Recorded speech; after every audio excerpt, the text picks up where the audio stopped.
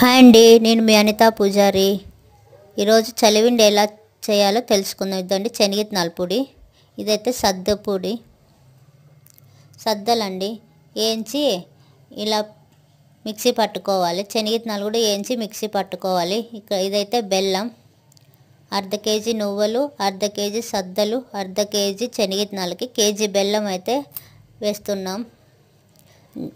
నువ్వులు వేయించిన తర్వాత ఇలా మిక్సీ పట్టుకోవాలి. వేడిగా ఉన్నప్పుడే మిక్సీ పెట్టుకుంటే ఇలా మెత్తగా అయితే అవుతుంది పిండి. ఈ నువ్వుల పొడిని ముందుగా మిక్సీ పట్టిన శనగిత్తనాలు సద్ద పిండిలోకి కలిపి మిక్సీ చేయాలి.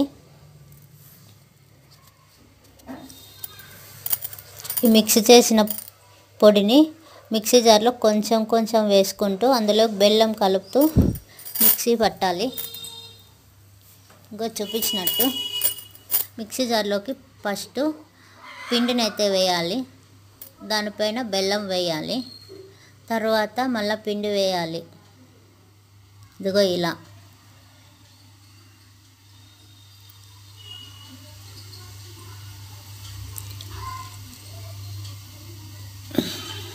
ఇలా వేసుకొని మిక్సీ పట్టాలి. ఇలా పడితే బెల్లం కూడా ఎక్కడ ఉంటలు లేకుండా మెత్తగా అవుతుంది. ఇదిగోండి ఇలా ఎక్కడే కానీ ఉంటలు లేవు. ఇలా అంతా మిక్సీ పట్టుకోవాలి. ఇలా మిక్సీ పట్టుకున్న పిండిని అంతా ఇలా కలపాలి. బాగా మిక్సీ పట్టిన పిండిని ఎక్కడ ఉంటలు లేకుండా అంత బాగా మిక్స్ అయ్యేలా కలపాలి.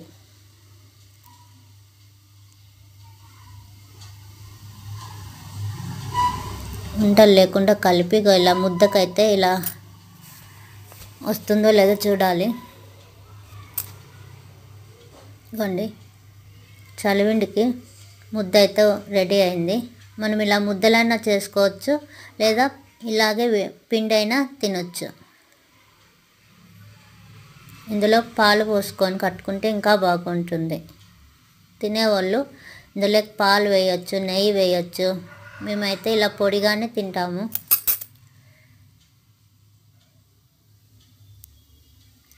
ఇదండి చలివిడి అయితే రెడీ అయ్యింది. ఇదైతే నెల రోజుల దాకా స్టోర్ అయితే ఉంటుంది. ఇదిగోండి, చాలా టేస్టీగా ఉంది.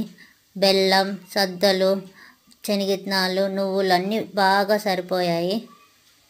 ఇదిగో, బాయ్ అండి.